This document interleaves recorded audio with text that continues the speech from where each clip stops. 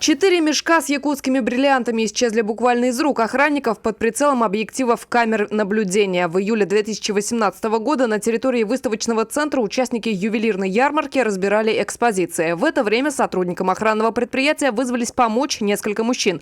Вместе они сложили вещи и чемоданы с бриллиантами в автомобиль. Уже в аэропорту представители компании не досчитались кейса с драгоценностями. Ущерб оценили в 160 миллионов рублей. В результате оперативно-розыскных мероприятий и следственных действий, в том числе изучение записей с камер видеонаблюдения и изъятие биологических следов с места происшествия, полицейские установили личность предполагаемого злоумышленника.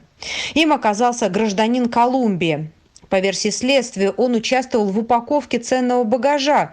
Мужчина был объявлен в международный розыск. В сентябре 2019 года Эдгара Алехандро Валеро, подозреваемого в этой краже, задержали в Аргентине. Он разыскивался из-за аналогичные преступления в Испании и Египте. В марте этого года его экстрадировали в Россию, а потом доставили из Москвы в Казань. В суде во время избрания ему меры пресечения мужчине задали вопрос, который интересовал многих, однако подозреваемый на него не ответил. Где бриллиант спрятал?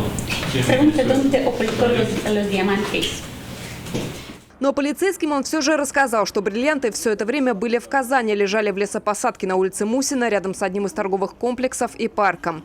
Мешки с драгоценностями он закопал, но так как города не знал и не смог указать точное место, полицейским пришлось исследовать большой участок местности, но клад все же нашли.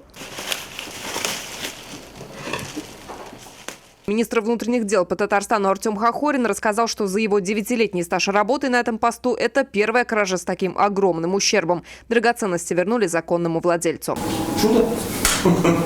Директор якутской фирмы признался, что украдено тогда было 70% активов предприятия, 2613 ювелирных изделий и бриллиантов, и безмерно счастлив, что их удалось найти. У вас специалисты действительно самые-самые лучшие. Хочу поблагодарить всех оперативников, всех следователей за безумно идеально проделанную работу.